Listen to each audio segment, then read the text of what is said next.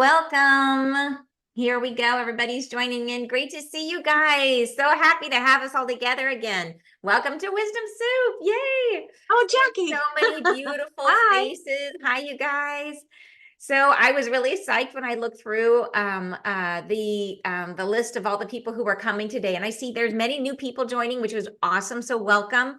I'm really happy to have you here. But I also see a lot of people who have been coming to Wisdom Soup for a long time, which is so cool.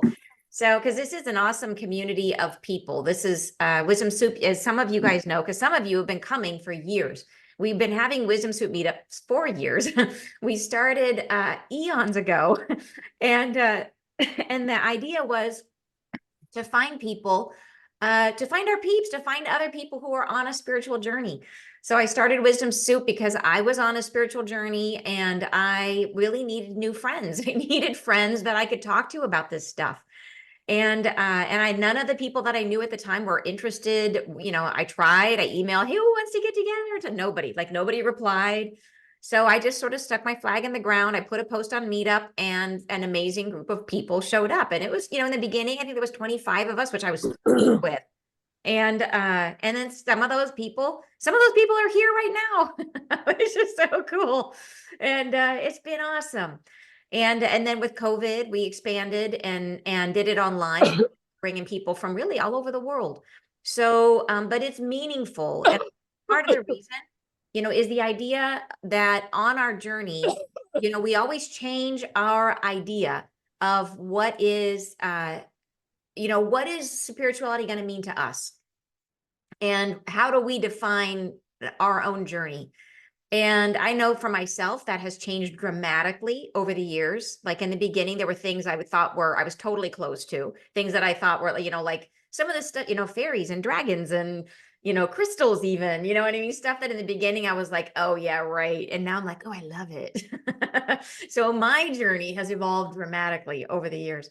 And so I named it Wisdom Soup because the idea is that when you make a soup, you get to decide what goes in your own soup, that you get to pick whatever ingredients you want and you leave out what you don't want, because some of us, our journeys are going to take us in really different directions, and that is super okay. But when we come here, we are open to exposing ourselves to new ideas, to new things that maybe we haven't thought about before, new ways of thinking about old things, right? So we consider it, we think about it, we're open, receptive, and then we decide, does this go in my soup or not? So it's a fun process of just being open and expanding. And it's also a really fun way to expand and support our community. So the people that I bring to Wisdom Soup as speakers are people that, yes, they have amazing new ideas to share, but many of them come from our own community. It's a way for us to shine a light on other practitioners who have something amazing to share with us. So I am super excited to have you guys here. And especially like right on the heels of this crazy eclipse season. I hope you guys are all feeling okay. I know lots of people are like, I'm exhausted. I'm one of those people who's feeling it big time. But so our presenter today is someone who has been she's been actually to one of our Wisdom Soups before. We used to meet in person all the time, and now we are online, which makes it easier for everybody to come. But she knows many of you personally. Her name is Mary Elizabeth Anderson. She's an author. She facilitates beautiful workshops. She's a divine perceiver and energy healer. This particular workshop she's going to share with us today is based on an upcoming book that she has coming out very soon, which is about divine receiving. So, and it's called Receiving the Highest Expression of Love, which I love that. So we're going to be covering expanding our capacity to receive, and she has a divine receiving ratio that she is going to share with us from her book. So I would love to introduce you guys. Let me bring her into the spotlight. Welcome, Mary. Great to have you with us. Oh, I think you're muted. Hold on. Let me unmute you. There we go. Okay. Thanks for having me. I'm excited, and it's fun to see people I know and some people I don't. Um, so I go by Mary, even though I use Mary Elizabeth Anderson because there's 1,000 of us in the world, or just in Seattle, there's 1,000 of us. So, and because we have a shortened time frame, I won't go into my background and my awakening and all of that stuff. So we'll start with I was driving down the freeway one day and I got this little text message, which is how the divine often communicates with me. It's just like drops in the box. And it said, you're going to write a book called Receiving is the Highest Expression of Love.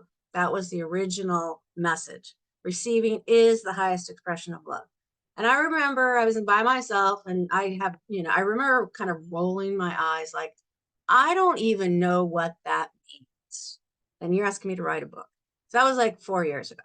So then I started paying attention and I started getting downloads and, the book started to take shape. And so from that, the divine receiving ratio came forward, and it'll come on the screen later. But basically, there's this whole paradigm shift around receiving and how I do workshops on the heartfelt power of receiving. And the focus is on expanding our capacity to receive. Because those of us who are helpers, we have great helping muscles. But we have most of us have a lot of blind spots, and we don't have great receiving muscles. And sometimes that's plain and clear, just in a compliment. One time I got this powerful reading with a tarot reading from a woman, and it was like significant. It just really, and so on the way out, I said to her, really, thank you so much. That was really meaningful. And she said, oh, you're welcome. And which is our, standard response. And so I touched her on the arm and I said, I really want you to hear this. And I repeated again how meaningful it was to me. And she teared up and she said, gosh, I guess I really needed to hear that today. And the thing is, we need to hear that every day. And so even in receiving compliments, you might just kind of watch yourself and see, well, when do I give like a habitual answer? Or, is there a way for me to take more of this in? So that was kind of some of the stuff I was exploring and noticing. And then this whole idea about capacity for receiving.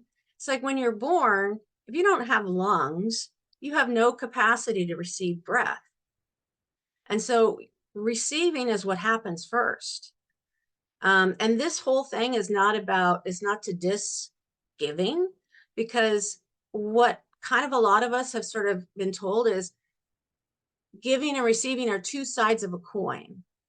And what I've discovered is that's not the case, that giving and receiving are part of a wholeness cycle. And so one example of thinking about it is to think about, the sun evaporates water from the ocean, and then the clouds form, and then the rain falls on the ground, and then collects in the rivers and the tributaries, and it goes back to the sea. And so if that gets dammed up at any point within ourselves, let's think about this within ourselves, or stuck at any point in terms of our balance of giving and receiving, then kind of the whole picture looks a lot different than it could. And so so one of the things I do is I print a receiving newsletter now, and I'll go through you can go ahead and put up the handout, and I'll go through the handout for people. So this is the divine receiving ratio, which I'm not a math wizard, but that's kind of the topic, the name that came to me. Can you all see the handout? No? No. No. So I'm supposed to share on my end, sorry. Yes, you can just do share screen. There you go. Now you got it. Oh, sharing your Zoom screen. So you have to select which screen you're sharing. Okay.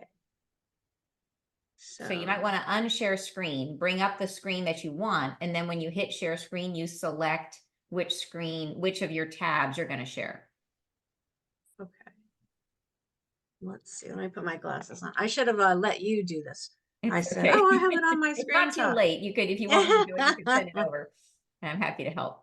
Okay, so I will get it here. So try unsharing first. Try unsharing. Here, I fixed it for you. There you go. Okay. So You now fixed you it. just open the screen that you want. And why do I not see the screen that I opened? And no pressure. Everybody's chill. Oh, it's always nice to be in a chilled group. Um, okay, so let's see. All right. How Oops, about now? you got it? Okay, so click on that. There you go. Got Everybody it? Can you see it? nobody look at our files.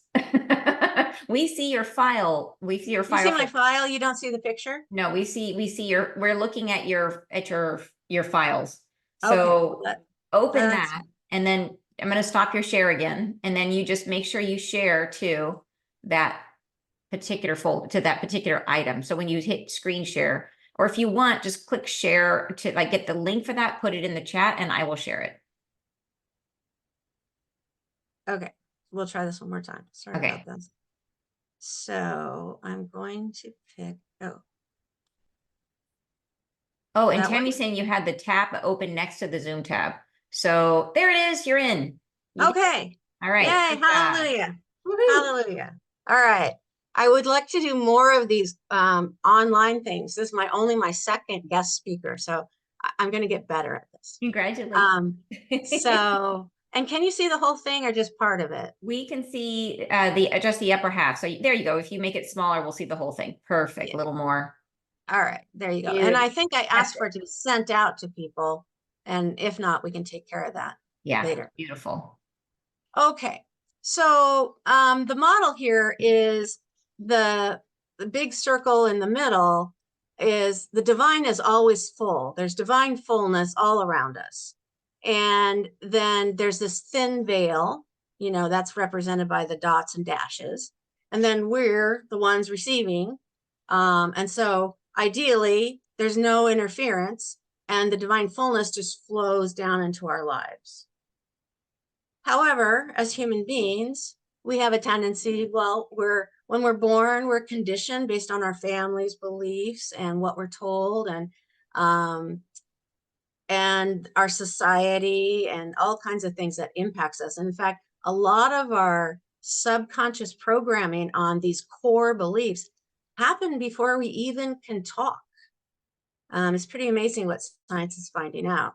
So pretty much we all have some beliefs that we're not even aware of. And, you know, we've all done a lot of work. So we've surfaced a lot of those and re-examined them to see if they're in our best interest. But so what represents down below is the first circle on the bottom is, you know, you only have a little bit of static. You've worked through most of your stuff. And yeah, there's a little bit of resistance to what's flowing down into your life. But, you know, things are working pretty well. And then the middle one is, yeah, there's another layer there. And then the third one is it's pretty, there's a lot of static there. And what you'll notice is divine fullness is always the same. It's always there, waiting, ready to give to us. And what's happening on the bottom is our portion of ability, capacity to receive gets smaller and smaller and smaller, the more thought processes that we put in front of it, like, you know, I'm not worthy, or who am I, or I'm the helper person. I'm really uncomfortable receiving. And so the idea with the receiving ratio is just to kind of have this picture. And then this piece forms, I do a workshop called The Heartfelt Power of Receiving. And this is part of that program. And we actually have right now an in-person program where we have this great exercise where people get actual gift bags, and they're kind of like, I think of them as divinely appointed gift bags, because when people come and pick their gift bags, then their stuff starts kind of percolating. And then when they open them, more of their stuff percolates. And it's really a great way to bring our limitations are blocking thoughts to the surface. And so that's kind of the model. And I guess I will open it. There's a lot more I'm sure I could say, but I'll open it for questions and then we can just continue the dialogue. Any questions out there? And if you do have questions, go ahead and just post them in the chat and let us know. And that way I can help to facilitate for Mary. So Mary, you can keep on going and I'll keep an eye on the Okay. chat and let you know as we go. And Okay. I'll interrupt you occasionally. So please, if you Okay. guys have anything you would like, any questions or thoughts, share them in the chat. That would be awesome. Perfect. Okay. So I mentioned that I'm publishing a receiving newsletter, and I just started that. We have 2 issues out. And right now it's on a 5-part series, which is very closely aligned with this model. And it's another, it's NEAR, NEAR, and something again that kind of came in a download. And that's noticing, engaging, allowing, and then receiving.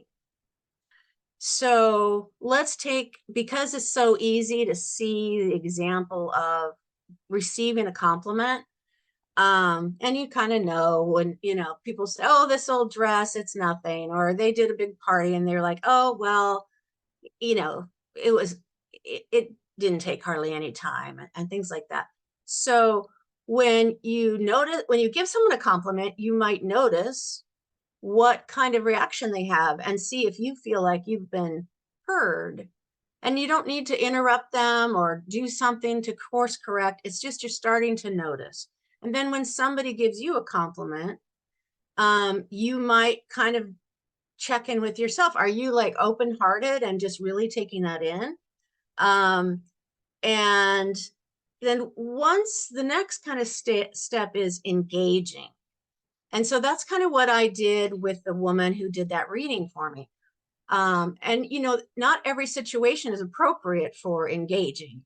But I could tell that she didn't hear what I said. So I felt like, gosh, she's missing out, but I'm also missing out because I really meant that. My heart was open and I wanted to be met. And so I engaged by saying, gee, I really want to say this again because I really want you to hear. And so then I repeated it, as I said, and she got tears in her eyes. I really needed to hear that. And then we had this great hug. We had this really deep, heartfelt connection.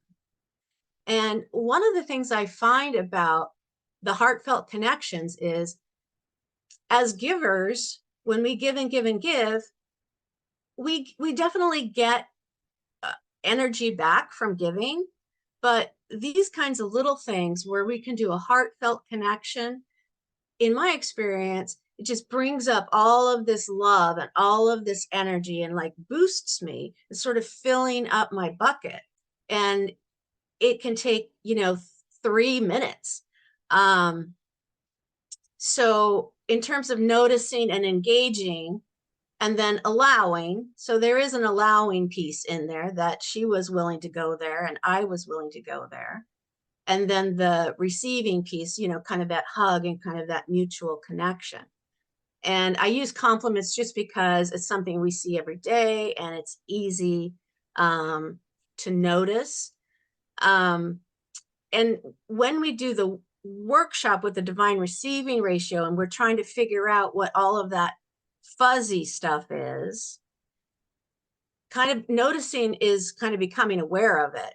That And then might be a good place to insert a question there about that specifically. Emily was asking, because you mentioned, so you've got these sort of 3 stages, but she's asking that, or suggesting that you could talk about how you coach people to reduce the static. And then another question that Kathleen had was, did you receive an actual physical text? She was curious. Did I receive a physical text? I think when you got your download. Is that right? Are we understanding that correctly, Kathleen?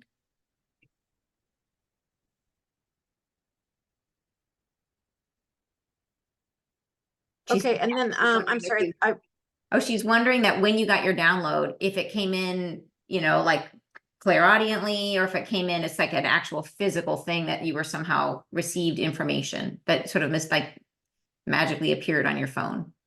Right. Okay. It came in as a kind of like a directive. I mean, we all have free choice. And then there were 4 years of multiple things coming down. And so I typically get, I, a lot of times I'll hear things in my head, but in terms of the downloads, a lot of times I'll just start writing and then I'll just write what comes out. So it wasn't like, oh, here it is, wrap it up and send it out. It was my learning about receiving. And, there was a big process there. So like I said, I got that message about 4 years ago. So it's taken me a little while to get to this stage. So, and love the question about coaching. I think of it as, well, probably all coaches think about it as a partnership.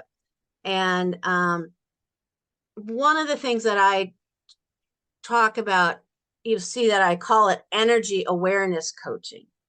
And because I'm not the energy healer that you come to and I do the healing. I think of it as we do this conversation, we figure out kind of an area you'd like to shift.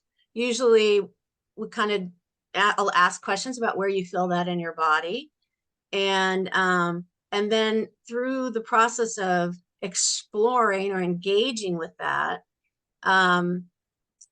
thoughts, that ways that you think about it come up. When does it aggravate you? And so we kind of start to what are the underlying beliefs? What is it that is supporting that problem in your life? And then we kind of think about ways to shift the underlying beliefs. And usually really the most powerful part is when we get toward the end of the session, we do a 20-minute guided visualization. And so I bring in all of the information we've been talking about. I bring in the energetic pieces, and then that person also has the knowledge of what we've discussed. So they have the awareness and expanded awareness. And so they're developing this capacity also to expand their energy awareness. So I've helped people get over claustrophobia. I don't claim to do physical healing. Most of my area is emotional healing, but they kind of go hand in hand. Someone came to me with a frozen shoulder, and her symptoms went away for about 60% in the next week. Now that is something that recurs, so it didn't get cured forever. But somebody that I worked with who wanted to write a book, she found this too big for your britches story in her life that she got when she was growing up. And so she had this, who am I to write a book? And there was just this switch. And afterwards she's like, holy cow, I have so much courage. And so that's kind of how I would describe the coaching. Does that answer the question? Does that perk up some more questions? Thank you. I think that does it. Thank you very much. I remember, if anything else comes up question wise, just let us know, and I'll make sure to feed the questions to Mary. So Great. yeah, so please continue with your workshop. Okay, great. So there's also this sweet spot where giving and receiving become indistinguishable from one another. And so the example I use is, if you've ever given a small child a gift and they open it up and they are so excited about it, and then you're so excited that you have found something, and you're both so excited that if somebody was looking at you from space, they wouldn't know who was the receiver and who was the giver. because in that moment, the energies of giving and receiving become one, and both parties are equally giving and receiving. And and it's just I just find it so renewing and so uplifting. And that kind of thing can also happen just really connecting with the cherry tree blossoms, and not just noticing that they're beautiful, but honoring that tree and bringing it in deeper. And it's kind of like a little bit like the power of now, but it's adding layers and layers till you get to this heartfelt connection. I think that's the heartfelt connection piece that really makes this hum and makes it different from some other things. So let me see what else I want to be sure to share. So I'll share an example. Again, it's about a compliment, and the compliment is just so much easier to describe. But somebody took my workshop, and then she was presenting herself at a workshop, and but she wasn't the headline speaker, but she was one of the major speakers. And so after her presentation, it was lunchtime, and everybody was talking about her class and how much they got out of it. And the headline speaker heard that. And so he approached her and he said, "Wow, I've heard so many great things about your presentation."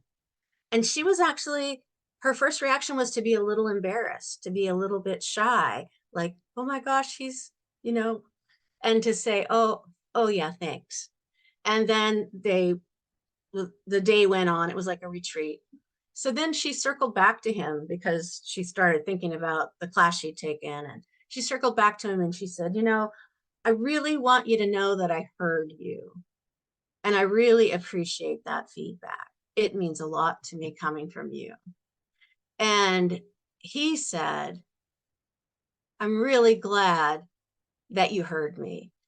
It's really important to circle back and to make sure that you're heard, and that you receive feedback in a way that rather than pushing it away." And so in some ways, when you do push something away, you're kind of rejecting love in a way, and not intentionally. And I'm certainly not talking about every comment you ever get. People do flattery, but I'm talking about sincere, heartfelt connection. And then another thing that came up in the workshop that I did recently was the idea of reciprocating. And one of the stories there, and I have permission to share these stories because they actually were in one of the newsletters. A friend of hers called and said, I've made a quilt for you by hand. I've been working on it for 6 months, and I'm really excited, and I want to send it to you, but I don't have your address." And so she gave her address.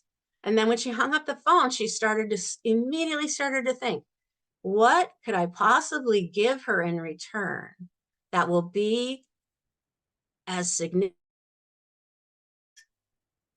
So she was already getting into this sometimes we do with compliments, this hot potato thing. "Oh, or a gift. You gave me a gift. Now I need to give you a gift." And it's almost like I can't hardly give it to you fast enough because maybe you feel indebted, or maybe because of the way you grew up, or you love that person so much and you just want them to know.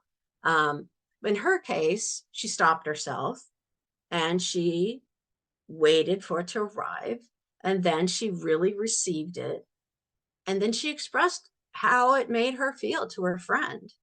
And because they had an ongoing friendship, there were times down the road when it was appropriate to do another nice special gift.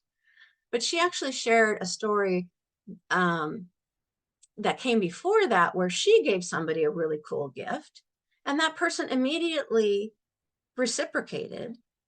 And she felt like, oh, she kind of felt let down because it didn't feel like the person had really taken it in and really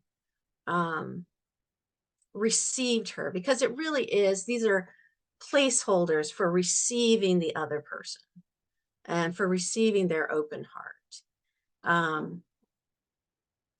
So, and you know, we don't, little kids, if we watch little kids, they are receiving machines. I mean, they need to be, right? Because they're growing and they require a lot of things to survive. But you don't hear a little kid say,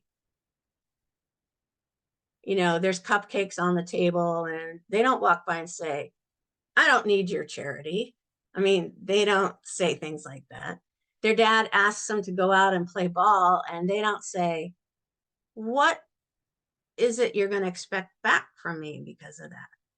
You know, are there expectations here? And so kids are just really great at, they are into receiving, and there's no hold, you know, no, they don't hold anything back.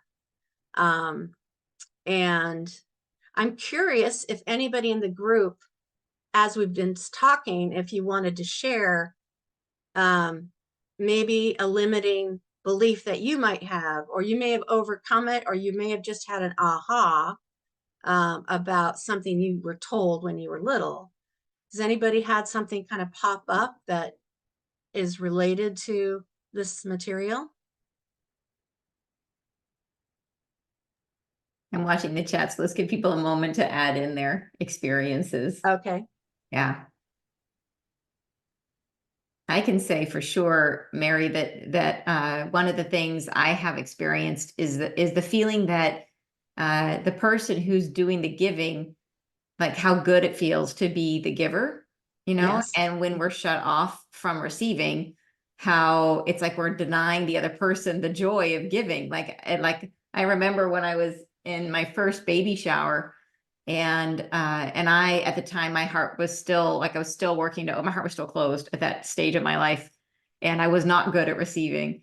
And I remember one of my friends gave me a book I already had, and rather than having the tact of feeling the gift, it just came out of my mouth. Like I was like, it came out and I wanted to stuff it back in. I was like, oh, I have this book. And it was like, you know what I mean? I still look back on that and I cringe that it was like, if I had been open-hearted, and if I had been feeling the intention of the gift and let it in, it's like, wow, look at this thoughtful, beautiful. I know she gave me a great, I know it's good because I have it, but I wouldn't have said that, you know what I mean? So it's that recognition that the joy, when we're able to receive, we are giving another person the joy of being a giver. And that, I think, has been important for me to understand. Yeah, that's a great point. That's a great point. So I saw somebody raise their hand. Is that somebody? Yeah, here we go. Shabnia says, I was always taught to be generous and now find it difficult to accept. If, for example, payment for something, I wave it off and know I should be accepting to the receiving. Yeah. Yeah. And is that a case of payment for your services? Is that the? For example, you know, I had a business with a friend that didn't work out, so I had a lot of inventory left over, and it was like a CBD salve. And so what I started doing was trying to find, are there any places I could donate it to, for example? But that was difficult to do. And so some of my friends knew that the salve was really good, you know, for aches and pains. And so they would tell me like, oh, Shabina, do you still have the salve? And I'd say, yes, I do. And I'd give it to them and they'd say, okay, how much do I owe you? And I'd say, oh, no, it's okay. You know, just let it help you, you know. Right. But then, of Right. course, I'm trying to also save the losses that I've experienced. And so I'm in this position where it's like, I feel bad charging them, you know, so I'm caught in that conundrum of that in-between place where you want to be generous, but at the same time, you know you need to cover your losses. Right. Yeah. And let me admit that I actually have that issue myself. And so I think having the awareness is sort of the first thing. And I think it goes back to when they're offering to pay for it, they're wanting to support you and your business and your efforts because they see your value. Sometimes those our clients or our friends see our value far more than we have received our value, you know. And And so I think that it becomes a two-way scenario when they are allowed to share their financial abundance. Then it's this two-way process. And when I talk about this work, I talk about possibilities. Like there are so many more possibilities than we are seeing. And so there's nothing wrong with giving something to somebody. And there's nothing wrong with brushing off a compliment if you're like in a big hurry. So it's kind of like when you became aware of that situation, that they were asking for it, that they knew it was valuable, that it cost you some money. And when you become aware of it, you can kind of go through the near model where you're noticing and you're engaging, because you can engage with yourself. You can say, curiosity is a great tool. You can say, gosh, I'm noticing that I have this thing that people think are valuable and they're offering to pay me for it, but I'm really uncomfortable with that. And so you can start to have a conversation with yourself about, I mean, you might do journaling, you might, just think about it.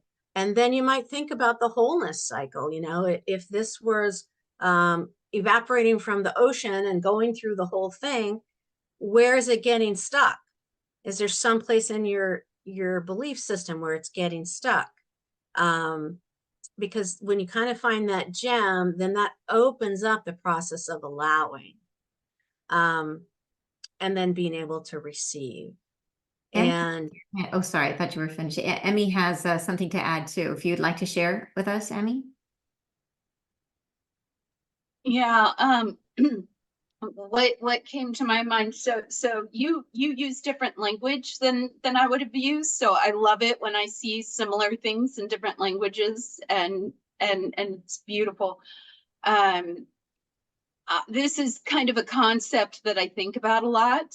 I had my awakening in 2020, and this was, I think, right before everything kind of blew open. And I remember I was in like the deepest depths of narcolepsy, and I would refuse to, I was massively sleep deprived. That's actually the main issue, is that we're lacking restorative sleep at night. And yet I would be fantasizing about napping, but I would refuse to nap because that was considered lazy and not productive. And yet I could get nothing done. And so I would struggle to stay awake. And the only way I could stay awake was like by listening to a podcast and doing a puzzle all day. And my partner would watch. I remember this one day he came home and I apologized for doing nothing productive. And he goes, honey, you did this whole puzzle today. You just started it when I was leaving for work, and now it's complete, and you're moving on to sorting the next one. That's amazing. And I was like, no, I didn't do it. Like I could not take that in. And now, because I've begun to be able to take these things in, I can look in retrospect and take that in. And I still have, there's still more clearing in that wound. But now that I can take that in retrospectively, it's lightened that wound a little bit more. And I have a modality I use to dive in deeper. I just haven't with that particular one, but yeah, it goes back to the idea that I have no worth if I'm not productive, and there are only certain ways in which I can be productive that count towards my worth. Right. And then I also heard you say that there's a belief that was formed early on that if you take a nap in the middle of the day, then that's a sign that you're lazy. Yes. Even though receiving that rest would help you with your physical well-being. Yeah. Right. Yeah. And so, yeah, I mean, having that awareness, I call it noticing, is the first step. And then, as you said, you can engage with it. You have some things that you've noticed, but it's not on the table to be engaged with yet. And you can't engage with everything all at once. Exactly. So, I mean, I love Priorities. Yeah, exactly. And I love that example. And yeah, because a lot of times we don't allow ourselves to receive, whether there's another person involved or not. We're like, oh, I got to take care of so and so and so and so before I can take care of myself. And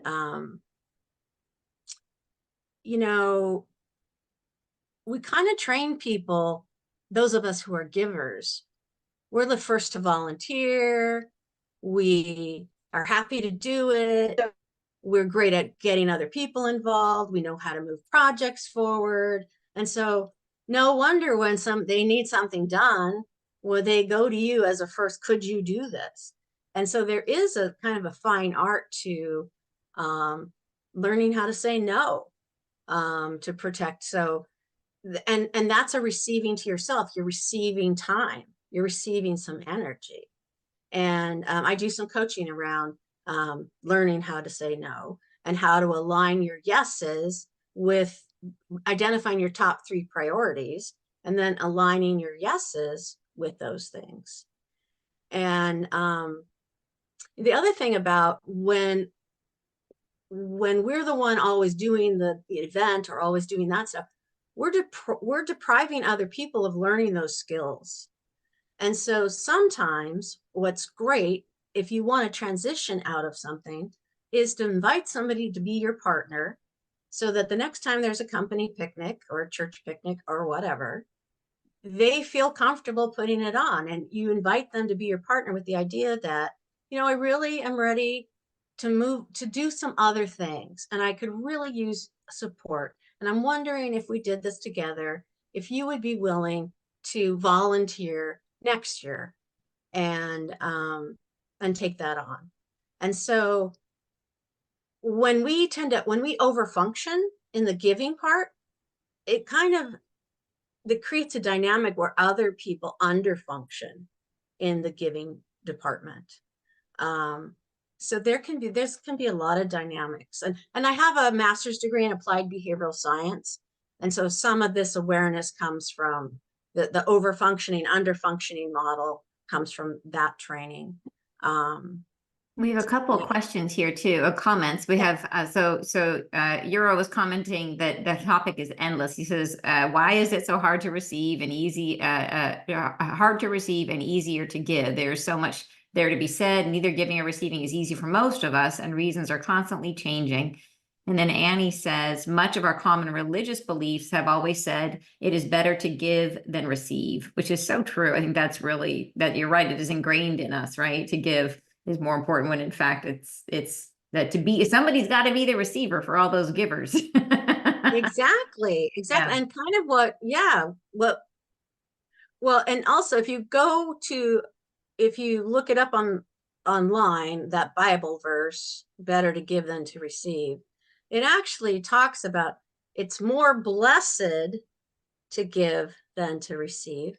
And the preamble to that is referring to people who are weak, people who are needy. So we don't go around saying, when you find somebody in need, it's more blessed to give than to receive. That's really what the whole verse says. But somehow they kind of lost that first part. And, then there is also things that we all have heard from the Bible about ask and you shall receive. So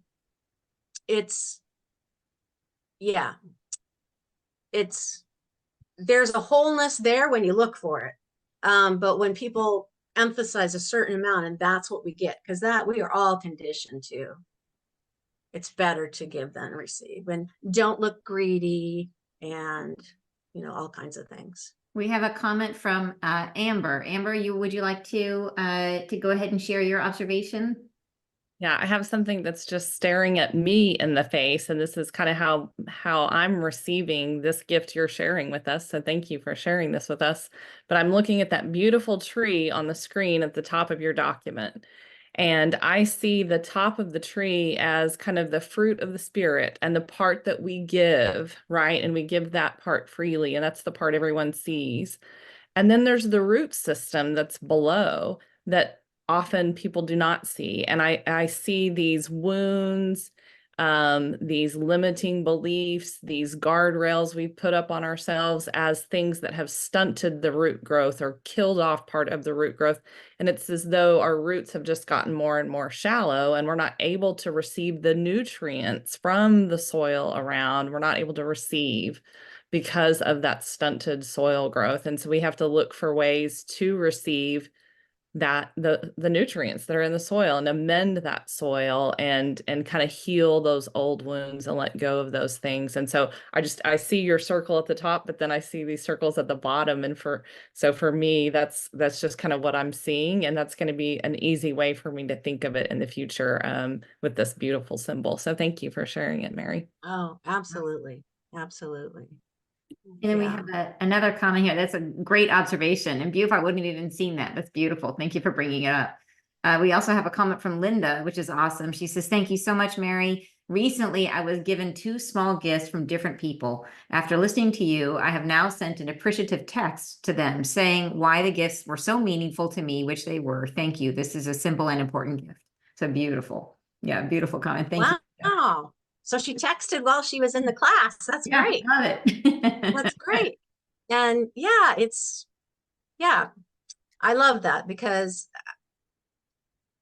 I don't do flattery, and there's every once in a while where I might say good job, but I really try to choose my words carefully and share what's in my heart when I'm giving a compliment.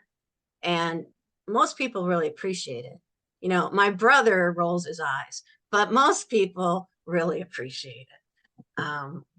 So yeah, there's just a lot of, and I'd love to have, I don't know if we can do an invitation to everybody in your group to join the receiving newsletter, maybe send them out the first one, and they could choose whether they want to sign up. Yeah, absolutely. If you have a link to share with us, and feel free to drop that into the chat at any point, and that way people can take advantage of it. I wanted to also share Euro made another interesting comment here, which he says the church as an institution stands to gain from the blessing of giving. Its survival depends on it, which I think is an interesting point. And then he says they encourage giving. It's about self-love. The less of self-love we have, the less we are comfortable to receive. And that resonates strongly with me, that I think that it is harder to receive when our hearts being closed means we are not ready to accept love because we don't love ourselves enough yet. And so Right. it makes it harder and harder. And that's a hard lesson to learn. So I think that is a really important point you bring up, Hero. Really cool. Yeah. So please do share your newsletter link. Yeah, I think the easiest thing for me to do is to share my, I don't have a website quite yet. I'm kind of trying to write a book and start a business and do all of that stuff at the same time. So I'll send you my email address.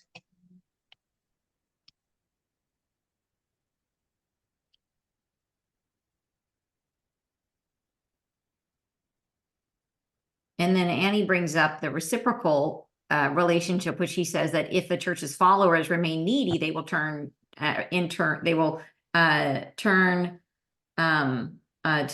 support of the church. Is that what you were saying? That they will turn around and the church supports? Yeah, sorry. It's all part of the model. So Oh, yes, it's really, this is so fascinating.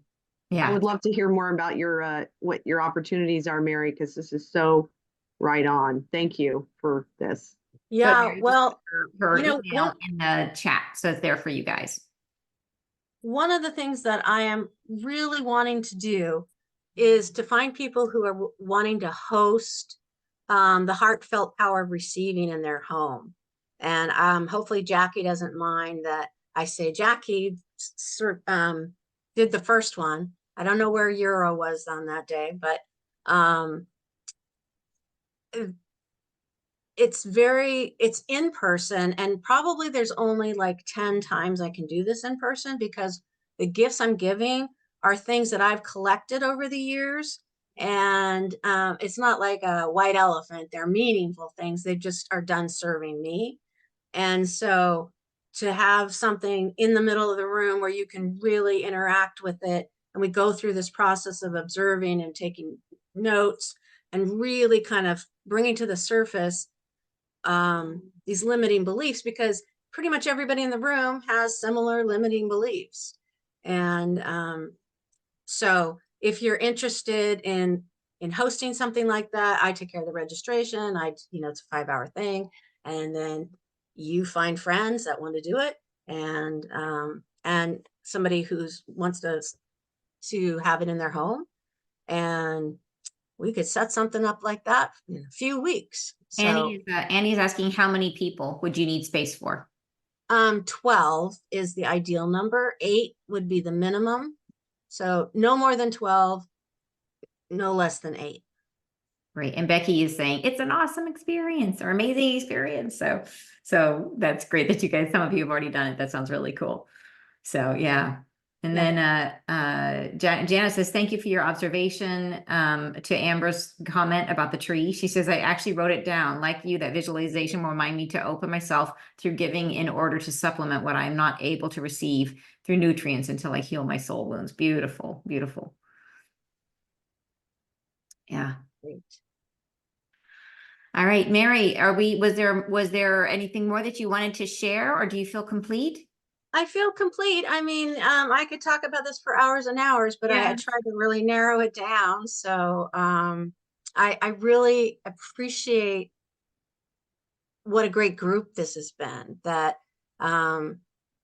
everybody's been sharing and bringing up good observations. And when you're the speaker, you're like, I hope somebody shares. And since this is only my second one doing this, I was like a little nervous, and you all made me feel very welcome. So I appreciate Wonderful, that. wonderful. You're getting lots of appreciation to receive in the comments. Oh, We got Shaggy thank saying, you. This was truly valuable. Jean says, hi, Mary. Jean Doherty here appreciating you. Jackie says, love you, Mary. Euro says, need more of these, Mary. So just soak all that in. All right. Yes. All right, you guys, thank you so much for joining us for another beautiful Wisdom Soup. You guys have Mary's email address, and I'm going to just say it out loud for people who are listening to the recording later, that her email is mary@energeticcoachingofseattle.com. That's singular, energeticcoachingofseattle.com. All right. So thank you guys so much. Have a beautiful rest of your day. And I will see you next Wisdom Soup, which is always on the second Thursday of the month. See you next time. Bye, guys. Bye. Thank you.